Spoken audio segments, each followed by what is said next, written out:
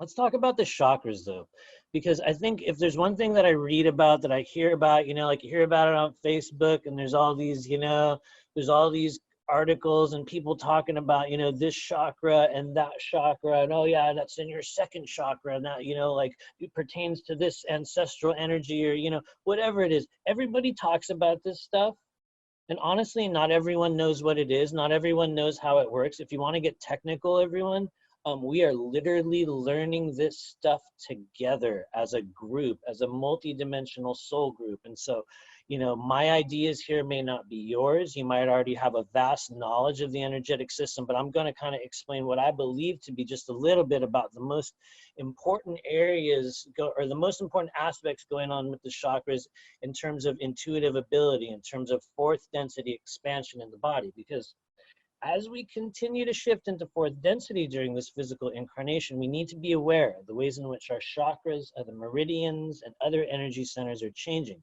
So we're going to get a bit more specific on some of the activating areas and how we might be affected by the changes in energy flow between the chakras. And so first thing I'd like you to bring your attention to, if you can, usually when I bring my pointer down to the bottom of the screen, for me, this little bar comes up and I can't see it. But if you bring your attention right down here to the very bottom, right underneath this guy's feet, which is now covered up on my screen, but you'll see that little round disc down there. It's called the Earth Star Chakra. For many of us, this is what I would call our kind of plug-in point into what we might know as the Earth grid. That etheric energetic structure lining the physical, or, you know, just below the physical surface of our planet, that Earth grid. It's kind of like a plug-in point. And so the Earth Star Chakra is very important for us to be aware of as we move into fourth density, because one of the ways you can imagine that Earth Star Chakra, you guys, it's the place where your phone kind of like plugs in. And I know each and every one of us, you've had that issue with your phone where you try to charge it and you plug that little cord in there and it doesn't really charge, or you got to hold it and you got to twist the cord around, or you got to bend it, you know, and it just doesn't plug in. That's your Earth Star Chakra. From an ultra basic viewpoint, the Earth Star Chakra is that plug-in to the Earth grid. And so a lot of us right now are walking around very ungrounded, very connected to the energy that's flowing all around us, underneath us, above us. And so you can imagine that's also like a plug-in point, or the place in which the needle attaches onto the groove of the record.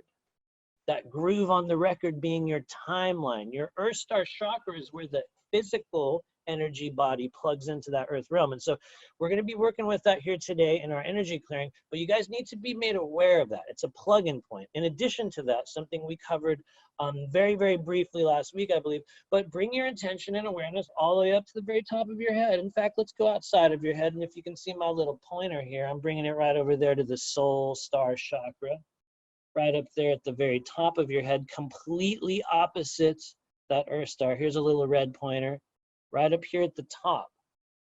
And so you notice already that we're talking about the top and the bottom, two poles on a battery, two primary connection points. If one of them is not passing or moving energy properly, we get stuck, we get blocked.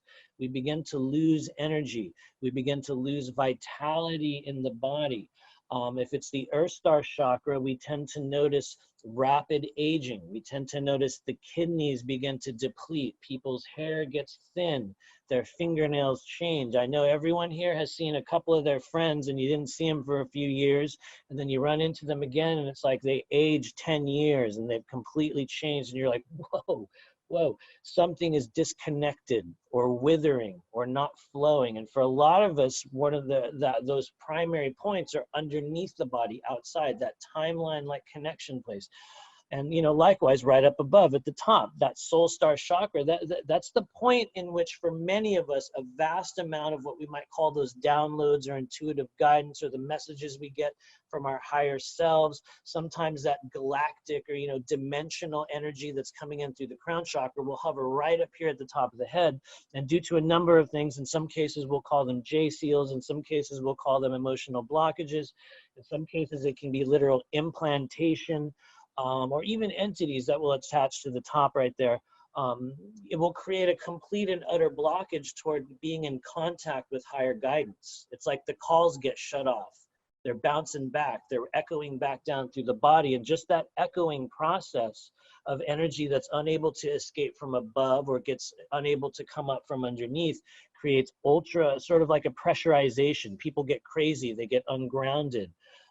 They get very, very emotional, hard to regulate their emotions. They begin to mistrust themselves. Those are Earth Star and Soul Star chakra issues. They're not the only issues that we have there, but that's just a little bit of an example. And so along with that, let's move down a little bit. Let's look at the high heart or thymic chakra right here. Right, kind of at the top of the chest. Some of you guys, when we go through the clearing today, you're going to feel a little bit of a pumping or a fluttering or a moving or a vibration here. Some of you guys can even just tap right now, right underneath your collarbone. You know, that little soft spot right underneath that, right in there. Some of you guys will feel it a little higher. Some of you guys will feel it a little bit lower. The energetic center right there is called the thymic or high heart chakra. What does that actually have to do with your consciousness? Well, in my opinion and experience, that is sort of like an empathic magnet or an empathic microphone. In my opinion and experience, the thymic chakra is actually just outside the body. It exists right outside. It's one of the passage points or one of like the connection points into what I believe to be the fourth density astral body, or we could even say the empathic body template. Why is that? This is the activation point that allows the free movement and the information to transmit through the third eye, the crown, and all the way up to the soul star chakra. These guys have a very special relationship. We covered this last week. Somebody mentioned it. There is a somewhat of what we might call a specific type of energy flow pattern that occurs between the high heart and the soul star. It's like a lemniscate, an infinity loop. In order for this area of our body to be fully active and relaying information down, this thing needs to be active. And so what happens when this empathic chakra is blocked? How do we know? We're completely emotionally overloaded. We get weighed down from other people's energy. We begin to feel tightness and pain in the chest. It becomes very difficult for us to gauge, is that my emotion? Is that your emotion? We will hang out with a group of people or family members or a loved one, and we begin to literally take on their illnesses or their feelings, or even the phraseology of the way they speak. We'll begin to immediately sort of like repeat it. Why is that? Because that high heart chakra is like a magnet. It pulls in everything.